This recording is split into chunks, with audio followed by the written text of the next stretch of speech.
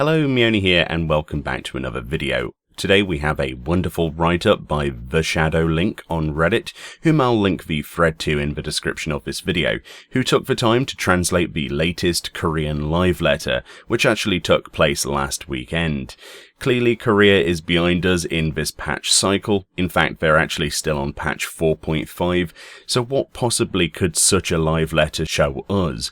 Well, there was actually a questions and answers section with some small details that can be talked about that refer to Shadowbringers. Firstly, it was asked if Square Enix could update the hunting logs, saying that this individual person doesn't feel that it's very relevant considering it stopped at level 50. Yoshi replies, "Currently there are fates and the hunt, so I believe the hunting log's duty has finished at level 50, making a save data system that records very specific progress of a hunting log per job requires a lot of development cost, and if there is an update to be made on the hunting log, it will be similar, but will be a very different type of content." The second question asked about the want for increased glamour dresser size and glamour plates. Of course, Yoshida responded with the news that we already know at this point, that the item number that can be stored in the glamour dresser will be increased from 200 to 400 in the next expansion, and that the number of glamour plates will increase accordingly to this, end quote. Interestingly, there's still no number associated with this, so we'll have to wait and see, but I personally would probably go out on a limb and say that'll be doubled as well. Next, it was actually asked if they can increase the number of maximum poetics that can be held on your character, stating there are lots of uses for it, from gear to relic weapons, and that 2000 seems to be too little amount of it.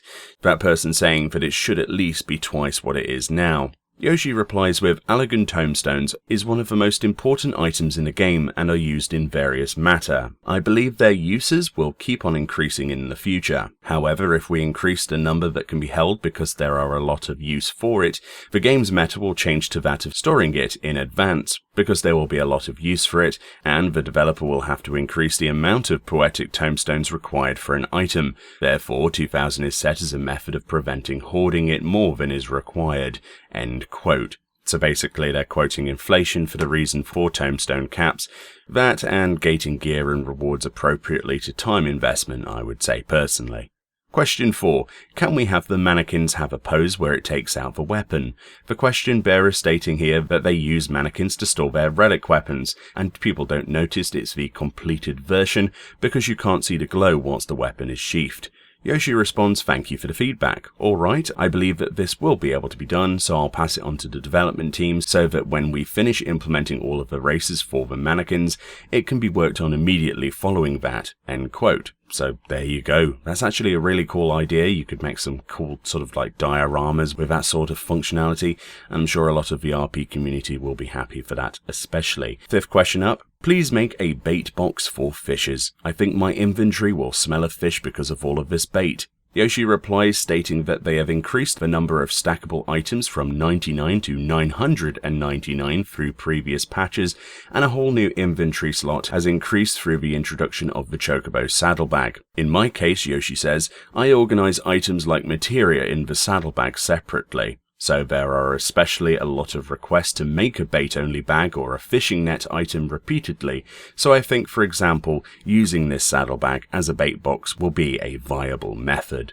Question 6 asks, is there a possibility of making a Yoshida trial, even as a joke, like an April Fool's event or special event, that or a humorous event like defeat an extreme primal trial while protecting Yoshida?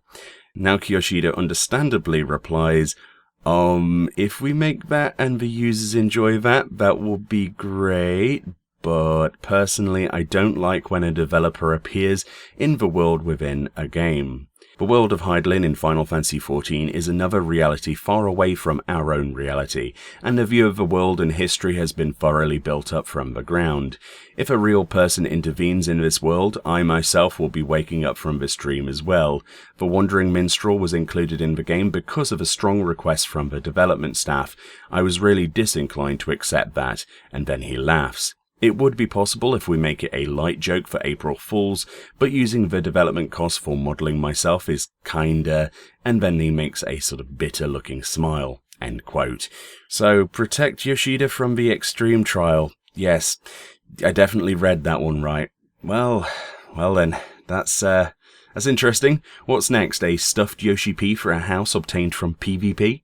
Question 7. If you progress the quest in the Churning Mist where the Zenith is, you can learn that Fal Karsh is the deathbed of Ratatoska, as well as where her palace was.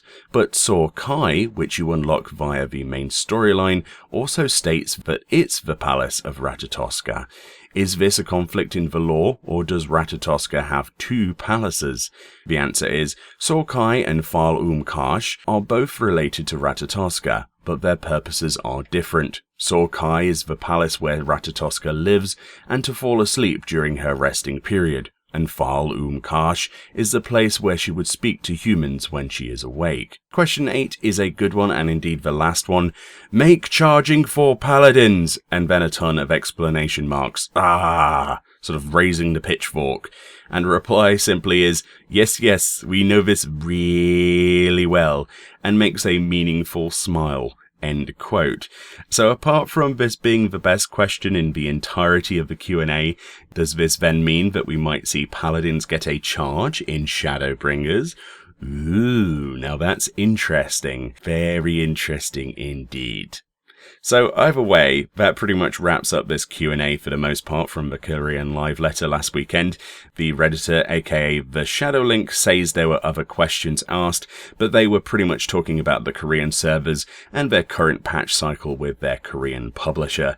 But there we go, actually quite an entertaining Q&A. The Koreans always ask such diverse questions, but I think the idea of a Yoshi P trial and saving him from an extreme would be rather entertaining, and the outcry for paladins to charge things with such passion and exclamation made my day personally. Thank you all kindly for watching. A link to this will be in the description, which in itself has a source link to the Korean Inven page that it's from.